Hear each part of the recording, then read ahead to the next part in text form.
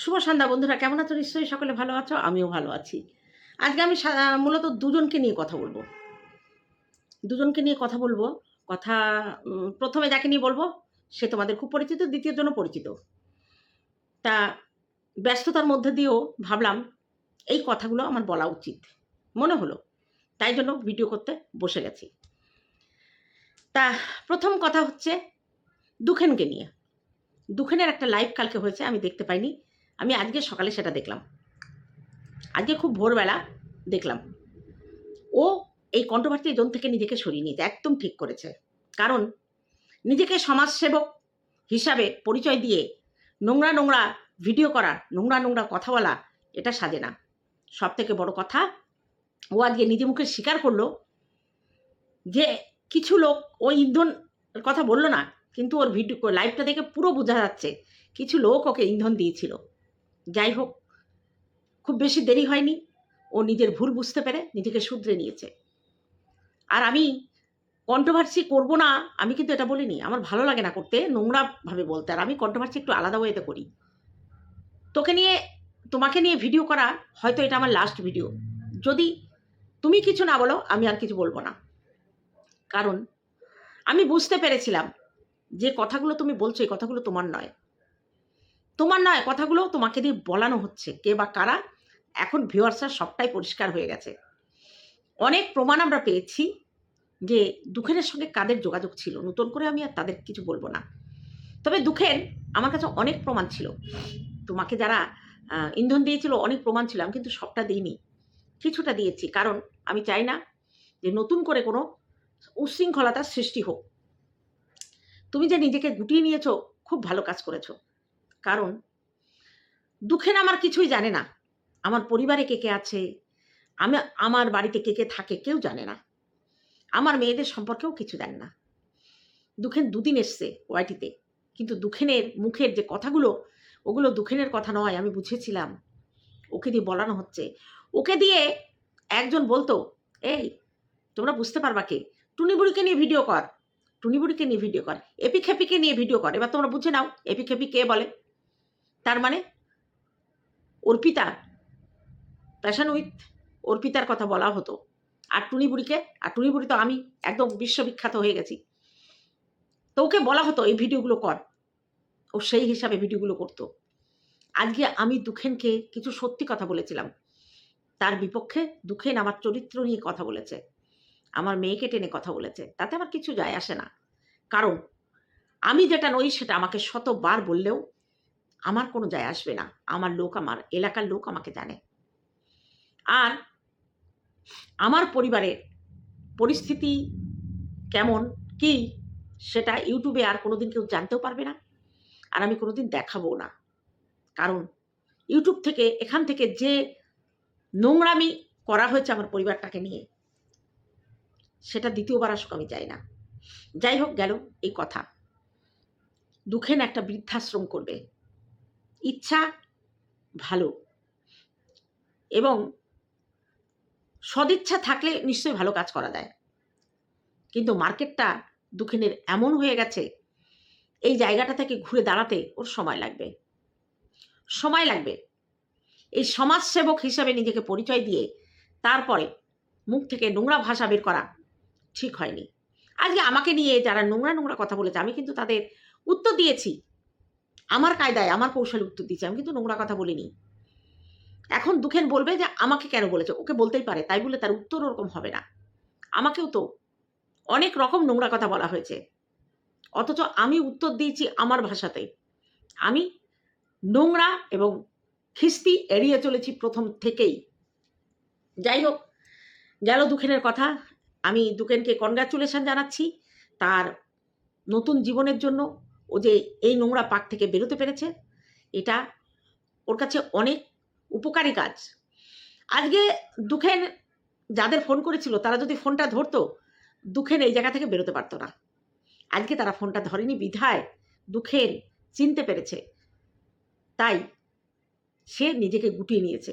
এটা হয়তো তার শাপে বর হয়েছে।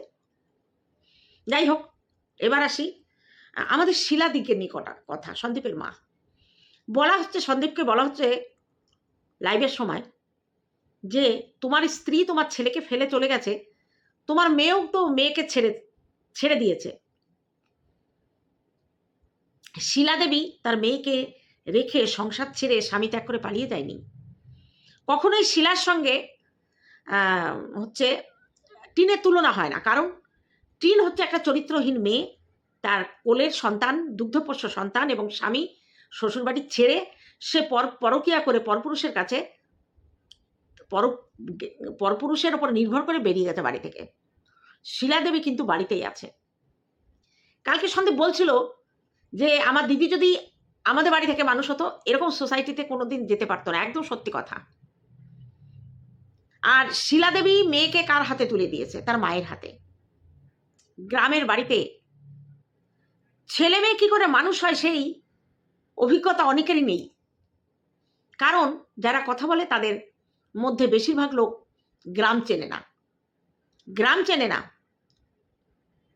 আমি দেখেছি আমার বাবা চাকরি করতেন, তাই জন্য আমাদের স্বাচ্ছন্দ্য ছিল আলাদা রকম। আমি দেখেছি গ্রামের ছেলেমেয়েরা, চাষি ঘরের ছেলেমেয়েরা মাসে মাসে জামা কাপড় পায় না। এই যে বলছে না সন্দীপ যে বছরের সাইকেল দিত, জামা কাপড় দিত, তখন একমাত্র পুজোই গ্রামের ছেলেমেয়েদের জামা হতো। সারা বছরে না পয়লা বৈশাখে না জন্মদিন কিচ্ছু হতো না। সেটা ছিঁড়ে গেলে তবেই নতুন জামা আসবে, নইলে জামা আসতো না। গ্রামের ছেলেমেয়েরা চটি পায়ে দিয়ে ঘুরবে, এটা তাদের আশা করেনি কোনোদিন। তারা ভাবতেই পারেনি যে তারা চটি পরে ঘুরবে। কোথাও বেড়াতে গেলে হ্যাঁ চটি একটা থাকতো, হাওয়াই চটি, অজান্তা হাওয়াই, ওটাই তখন দামি চটি। আমার মনে আছে আমার বাবা আমাকে পুজোর সময় আমাদের দত্তপুলিয়া বাজারের সব থেকে দামি জামা কিনে দিয়েছিল 50 টাকা দিয়ে। আমি কলেজে যেতাম 20 পয়সা দিয়ে। সেই সময় গ্রামের অবস্থা, পুজোর আগে পাট উঠবে, পাট কেটে জলে দেবে, খোসা ছাড়াবে, সেই পাট শুকিয়ে তারপরে আড়তে নিয়ে গিয়ে বিক্রি করে সেটা দিয়ে পুজোর জামা কাপড় কেনা হতো। যারা গ্রামের বাড়িতে এখন আছো তারা হয়তো আমার কথা বুঝবে, শহরের মানুষগুলো এগুলো বুঝবে না। পুরনো বই ছাড়া গ্রামের মেয়েরা, ছেলেমেয়েরা নতুন বই পেত না। এটা কি সবার জন্য? না। কিছু কিছু মানুষ যারা চাকরি বাকরি করতো তাদের কথা আলাদা, কিন্তু যারা চাষি ফ্যামিলি, বেশিরভাগ ফ্যামিলিতেই ভাত আর নিজের বাড়ির ঢেকি ছাটা চিড়ে আর নিজের হাতে ভাজা মুড়ি ছাড়া আম কাঁঠাল, খুব জোর মিষ্টি দই মিষ্টি, এগুলোই খাওয়া হতো। না ছিল চায়ের প্রচলন, না ছিল কোনো ম্যাগি চাউমিনের প্রচলন। জমিতে বেগুন হতো, পটল হতো, সেগুলো খাওয়া হতো। সেগুলো বাবা মার সঙ্গে ছেলেমেয়েরাও তুলতে যেত, গ্রামের পাঠশালায় পড়তে যেত। ছেলেদের দেখেছি, আমার সঙ্গেই যারা পড়েছে তাদের দেখেছি প্রাইমারিতে ওপরের জামার বোতামটা লাগিয়ে নিচে কোনো জামার বোতাম নেই, পায়ে ধুলো মাটি, খেলতে খেলতে চলে এসেছে স্কুলে। মাস্টারমশাই বেতের লাঠি নিয়ে তাকে দাঁড় করিয়ে হাতে দুটো লাঠির বাড়ি দিয়ে বলতো, যা বাড়িতে গিয়ে হাত পা ধুয়ে তেল মেখায়। অনেক বাচ্চারা স্নান করতো না, কারণ মা বাবা কাজ করছে, বাবা মাঠে কাজ করছে, মা ফসলের কাজ করছে, কে করাবে তাদের স্নান? কে করাবে? কে খেতে দেবে? বাড়িতে যদি বড় মেয়ে থাকতো সে ভাত বেড়ে দিত ভাই বোনদের। আমি দেখেছি, আমার বাবা চাকরি করতো, তাই কি আমাদেরও চাষবাস ছিল। আমি যখন 6 থেকে 7-এ উঠি, 6-এ পড়ি, 5 থেকে 6-এ উঠি কিংবা 7-এ উঠি, তখন আমার ভাই হয়েছে। মা কাজ করতো, আমি ভাইকে কোলে পিঠে মানুষ করেছি। আমার মা কোথাও গেলে আমার ভাই কাঁদতো না, আমি গেলে কাঁদতো। ভাইকে দুধ খাওয়ানো, ভাইকে স্নান করানো, ভাইকে তেল মাখানো, সমস্ত কিছু আমি করেছি। আর সন্দীপের দিদি যদি এই বাড়িতে থাকতো পড়াশুনো বাদ দিয়ে, তার ভাইকে এইভাবেই তার মানুষ করতে হতো। তবুও আমার বাবা চাকরি করতেন, পড়াশোনাটা আমরা ঠিক সময় আমার মা করিয়েছে আমাদের, কিন্তু বেশিরভাগ সময় ভাইয়ের দায়িত্ব আমি নিয়েছিলাম। আজকে এই যে রুমালির যে চাকচিক্য, এটা যদি বাতকুল্লায় থাকতো কোনো দিনই হতো না। শহরে মামা বাড়ি, আজকে আমি গিয়ে যদি দেখি আমার মেয়ে কাজ করতে গিয়ে তার বাচ্চার যত্ন করতে পারছে না, আমি তো বলবো তুই কাজের মধ্যে থাকিস, তুই আমাকে বাচ্চাটা দিয়ে দে, আমি মানুষ করি। কারণ গ্রামের বাচ্চারা কাঁদলেও না, মায়েরা ঠিকমতো দুধ দিতে পারতো না, তাদের চাষের ধানগুলো পড়ে থাকতো, বৃষ্টি আসলে ধানগুলো পল দিয়ে ঢাকতে হতো, তাঁবু দিয়ে ঢাকতে হতো। আর সন্দীপদের বাড়িতে পুরো চাষি ফ্যামিলি। ওর মাকে দেখে বোঝা যায় উনি কি কাজ করে। আমার মা যে কাজ করতো আমরা তার শিখেও করতে পারিনি, আর আমি যা কাজ করতে এখনো পারি আমার মেয়েরা তার শিখেও পারে না। আমাদের বাড়িতে ঢেকি ছিল, মা রান্না খাওয়া দিয়ে আমাদের পড়তে বসিয়ে সন্ধ্যাবেলায় প্রদীপ পিদ্দুম জ্বালিয়ে, তখন তো কারেন্ট ছিল না, হেরিকেনে আমরা পড়াশোনা করতাম, ওই পিদ্দুম জ্বালিয়ে ধান ভানতো। তাহলে আমার মা, আমার বাবা চাকরি করতেন হাই স্কুলের টিচার, সে যদি এত খাটে তাহলে চাষা ঘরের বউ সন্দীপের মা কত খেটেছে, কত খেটেছে। সোয়েটার বোনার টাইম পেত না আমার মা। ধান ভানতে ভানতে না, ঢেকি পাড়াতে পাড়াতে এরকম করে বাঁশ দিয়ে থাকতো, তাতে হাত দিয়ে এরকম করে উল্কাটা বুনতো, আর আমার ঠাকুমা ওই ধানগুলো এলে দিত, মানে নাড়িয়ে দিত। বুঝতে পারলে বন্ধুরা? শহরের মানুষ বুঝবে না গ্রামের ছেলেমেয়েরা কিভাবে মানুষ হয়। এক হাঁড়ি ভাত, সিদ্ধ ভাত, ডাল, এটা রান্না করে মা চলে যেত, মানে সন্দীপের মা কাজ করত। ওগুলো তো সন্দীপের দিদিকে খাইয়ে দিতে হতো না, তাদের সময় ছিল না ছেলে মেয়েকে খাইয়ে দেয়া। তা রুমালি থাকলে হয়তো ওইভাবেই মানুষ হতো, বিয়ে হতো, চাকরিওয়ালা বড় হতো কি না হতো একটা চাষা ফ্যামিলিতে, তাকেও সেম খাটতে হতো। তা আমরা আমরা ফিলোসফি পড়তে গিয়ে, দর্শন পড়তে গিয়ে কার্যকারণ সম্পর্কের একটা উদাহরণ আমাদের এক স্যার দিয়েছিলেন, যে একজন বৈজ্ঞানিক, সে রিসার্চ করছে, কোনো জিনিস গবেষণা করছে। বাড়িতে একজন ক্ষুধার্ত ভিক্ষুক এলো, সে এসে বলছে, বাবু আমাকে দুটো খেতে দেবে, বাবু আমাকে দুটো খেতে দেবে। ভদ্রলোক গোটা আপেল তার টেবিলে ছিল, খাবেন বলে ধুয়ে রেখেছেন, বিরক্ত হয়ে আপেলটা ছুঁড়ে মেরেছে ভিখারিকে। ভিখারি সেটা লুফে নিয়ে খেয়ে বৈজ্ঞানিকরে আশীর্বাদ করতে করতে চলে গেল। এখানে উদ্দেশ্য ছিল খারাপ, কিন্তু কাজটা হয়েছে ভালো।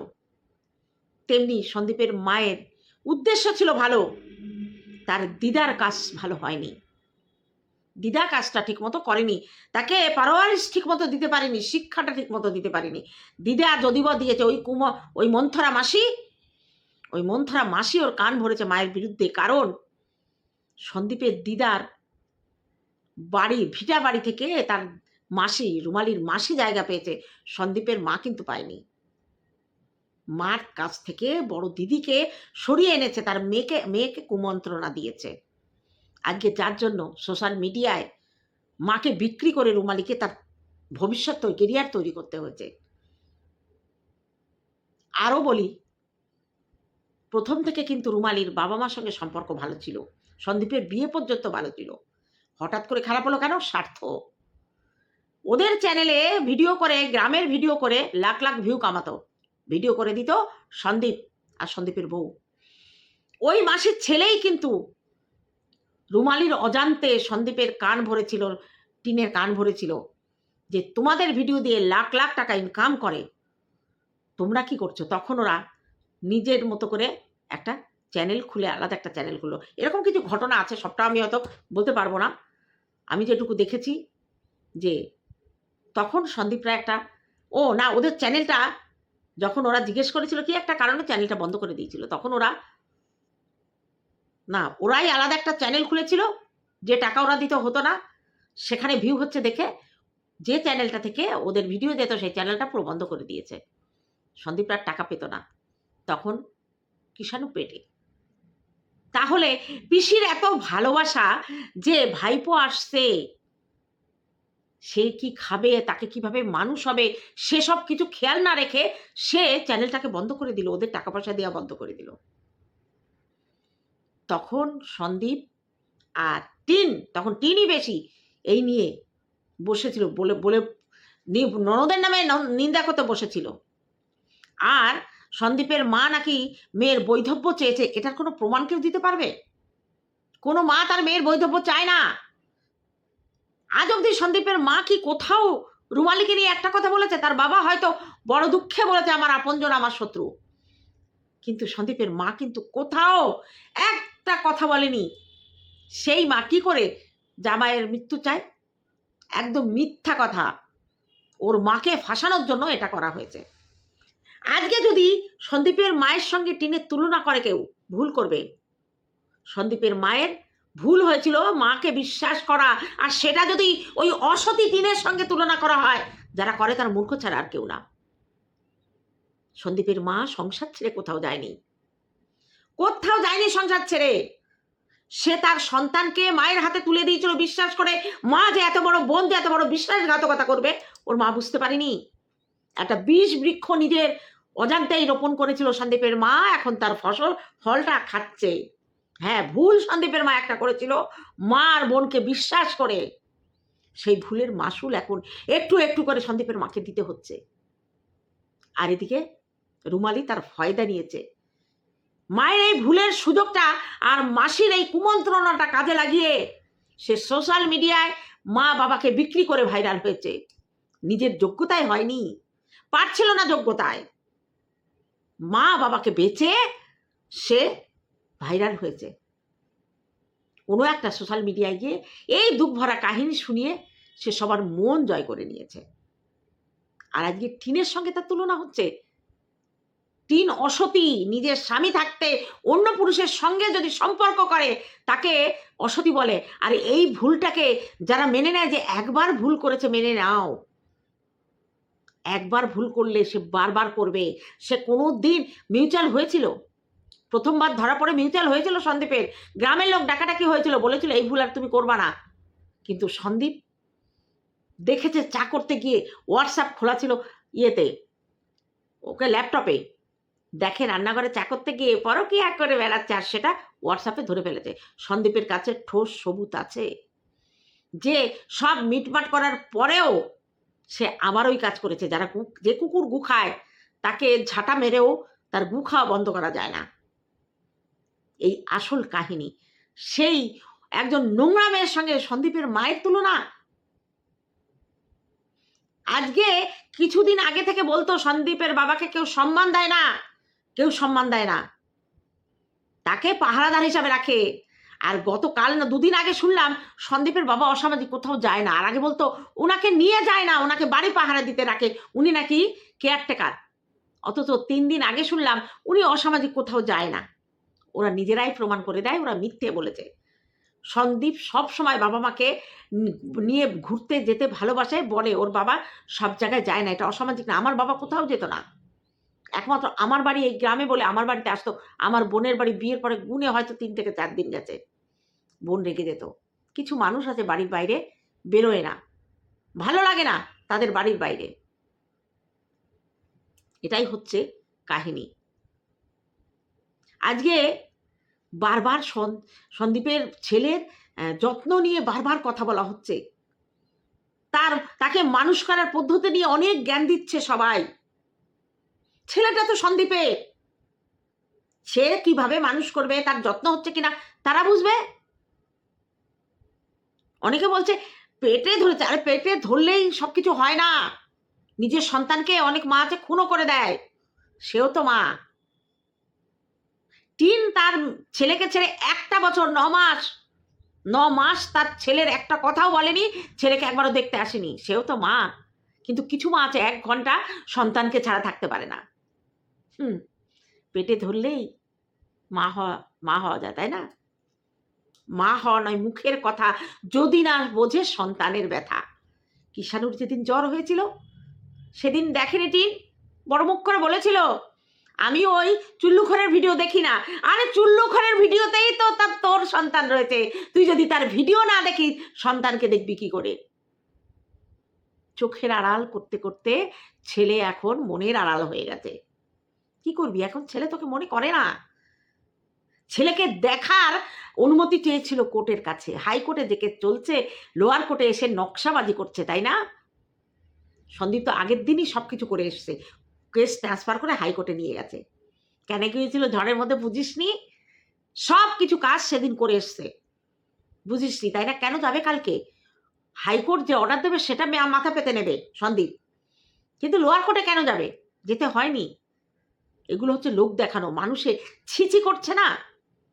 মানুষের ছিচি করছে, সেই জন্যে এইসব নাটক হচ্ছে। ছেলেকে দেখার পারমিশন নেওয়ার কথা তো বলেনি। আর যারা বলছে আহা কে পাবে ছেলে, মা না বাবা, আরে ওর মা পাওয়ার জন্য কেস করেনি, দেখার জন্য কেস করেছে। দেখার জন্য পারমিশন চেয়ে এখন বলছে ছেলে আমার কাছে চলে আসবে। তুই সংসার কর একা, তুই ওই মশা, ওই মাছি, টিকটিকি, আসলে এদের নিয়ে সংসার কর, এদের সঙ্গেই তোর মানায়। এত বড় নিষ্ঠুর ফ্ল্যাটে এসে একবার সুন্দরীর কথা বলেছে? একবারও চুলবুল পান্ডের কথা বলেছে? বলেনি। কারণ ও বড় কঠিন, বড় কঠিন একটা মেয়ে। যখন বাপের বাড়ি থাকতো, শ্বশুর বাড়ি এসে শাশুড়িকে মা বলেছে, নিজের মাকে ভুলে গেছে। একবারও মার জন্য কাঁদতো না, কিছু না। আবার এখন যখন ছেলেকে ছেড়ে বাপের বাড়িতে গেছে, শ্বশুর বাড়ি সব ভুলে গেছে। Psycho psycho. এই ধরনের মানুষ কোনোদিন কাউকে, নিজেকে ছাড়া কাউকে ভালোবাসতে পারে না। আজকে মশা মারলি কেন? মশা মারলি কেন? আটা মাখতে মাখতে। মশা তো তোর তোর সংসারে একজন সদস্য, তাকে মারছিস কেন? তাকে মারবি না। কালো হিট দিয়ে আরশোলাকেও মারবি না, ওরা তো তোকে সঙ্গ দেয়। তোর সঙ্গ কে দেয় জানো বন্ধুরা? ওর সঙ্গ কে দেয়? ভূত, অশরীরী আত্মা, যাকে দেখা যায় না, তার অনুভূতি, তার উপস্থিতি অনুভব করা যায়। অনুভব করা যায় তার উপস্থিতি, কিন্তু সে দেখা দেয় না। কখনো দুটো গামছা বাথরুমে নালা দেখা যায়, কখনো হাতের নখ, পায়ের পাতা এরকম দেখা যায়। অশরীরী। সারাটা জীবন অশরীর হয়ে থাকতে হবে, আর লোককে বলতে হবে আমি মশা, মাছি, টিকটিকি এদের নিয়ে সংসার করি। কারণ মানুষের সঙ্গে সংসার তুই করতে পারবি না। অমানুষ, চোর, ছ্যাচোর, ধান্দাবাজ, এদের নিয়েই তো সংসার করতে হবে। যারা সন্দীপের মায়ের সঙ্গে টিনের এই বাচ্চা নিয়ে কথা বলো না, তারা একবার ভেবে দেখো তো, তারা একবার ভেবে দেখো। মামা বাড়িতে মেয়ে মানুষ হলে, ছেলে মেয়ে মামা বাড়িতে মানুষ হলে মা বাবাকে ভুলে যায় না। বছরে দুবার জামা কাপড় দেওয়া হতো, সাইকেল কিনে দিয়েছিল। চাষা ফ্যামিলি আর কি করবে? আর আমাদের তখন বছরে নূতন জামা ওই একবারই হতো। আমাদের যারা চাকরি করতো তাদের একটু আলাদা, মাঝে আবার আসতো পয়লা বৈশাখে। পয়লা বৈশাখেই এখনো না রাস্তার ধারে পাটকাঠি, মানে পাটের খড়ি নাড়া দেখলে মনে হয় পুজো এসে গেছে। কারণ ছোটবেলায় ওই পাটের পচা গন্ধ আর পাটকাঠি দেখে আমরা বুঝতাম, আর কাশফুল দেখে বুঝতাম যে এটা শরৎকাল, দুর্গাপুজো হবে এখন। যাই হোক, অনেকগুলো কথা বলে ফেললাম। আর দুঃখেনকে বলবো, দুঃখেন যেটা করেছিস ঠিক করেছিস, বেরিয়ে এসে নিজের মতো করে থাক। তোর নিজস্ব কন্টেন্ট ইউটিউবে দে, তুই যদি সেটা দেখিয়ে ভাইরাল হতে পারিস হ। এইসব নোংরা ঘাটতে আর আসিস না। তবে বৃদ্ধাশ্রম করবি তো একটা সিট রাখিস। আমি শেষ বয়সে যেতেও পারি, আমার মেয়েরা যেতে দেবে না, তবুও আমি যেতেও পারি, কিছুদিনের জন্য গিয়ে থাকবো। যাই হোক, তোর এই সৎ উদ্দেশ্য সফল হোক। তোর বৃদ্ধাশ্রম একদিন অবশ্যই সকলের জন্য ভালো হবে। আর গ্রামের দুঃখী মানুষদের পাশে দাঁড়াস। আমি আশীর্বাদ করছি তুই জীবনে সাকসেস পা। এই নোংরা দিকে আর আসিস না। আর যাদের সঙ্গে মিশে তুই এই কাণ্ড করেছিলি তাদের আর ভুলে যা। তাদের সব কিছু তুই বন্ধ করে দে। তুই নিজের মতো করে কারোর সঙ্গে, না এপক্ষ না অপক্ষ, কারোর সঙ্গে তোর যোগাযোগ করার দরকার নেই। এই হচ্ছে আমার আজকের ভিডিও। আর তার সাথে ইয়েকে বলবো কি, তার সাথে আমাদের কি বলবো, কি যেন, সাফা, তার সাথে সাফাকে বলবো, সাফা তুই এই নোংরা থেকে বেরিয়ে যা, আর এর মধ্যে আসিস না। অবশ্য এখন তুই করছিসও না। তা চলো বন্ধুরা, আজকে আমার এইটুকু থাকলো তোমাদের জন্য। দেখা যাক, যদি সময় পাই কালকে পরশু ভিডিও করতে পারি, না হলে আবার সেই মঙ্গলবারে এসে ভিডিও আসবে। কেন শনি রবি আমি একটু ব্যস্ত থাকবো আমার ব্যক্তিগত কিছু কাজে। চলো আজকে আসছি, দেখা হবে আবার অন্য কোনো ভিডিওতে। ততক্ষণে তোমরা সাবধানে থেকো আমার ভিউয়ার্সদের জন্য।